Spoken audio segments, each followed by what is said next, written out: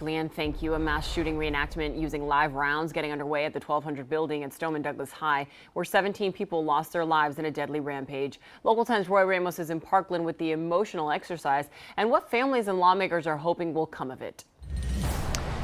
That reenactment has just concluded, and Broward Sheriff deputies are now in the process of clearing the roadways that surround this high school. It's right here behind me in the 1200 building where that reenactment took place, and lawyers for the victim's family said it was expected to be very realistic and, in fact, parallel the shooter's movements inside in relation to former Deputy Scott Peterson's movements outside.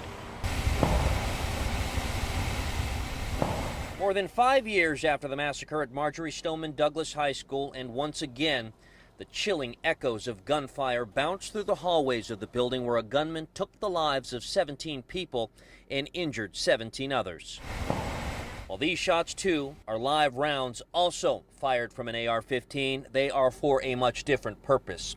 The shooting, all part of a reenactment of that tragic day in 2018, a reenactment granted by a judge in a civil case filed by some of the victims' families and survivors. 140 bullets fired into a bullet trap similar to this one, with hopes the plaintiffs can show a jury there is no possible way school resource deputy at the time, Scott Peterson, didn't know where the shots were coming from. I spoke with Tony Montalto, whose daughter Gina was shot and killed. He returned to witness the reenactment and knew it would not be easy.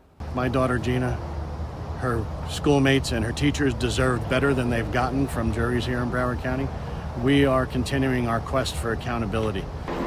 Moments before the reenactment, bipartisan congressional delegation toured the building, frozen in time, with blood-stained hallways and bullet-riddled classrooms, with hopes that common-sense school safety legislation will come from the visit. The whole point is to continue that conversation, and yeah, this reinvigorates with emotions and with images. It is now the victims' families and survivors hopeful the tour will offer lawmakers the perspective to communicate a sense of urgency they feel is needed to improve school safety. And it was in June that former Deputy Scott Peterson was found not guilty on all criminal charges filed against him. For now, here in Parkland, Roy Ramos, Local 10 News. Okay.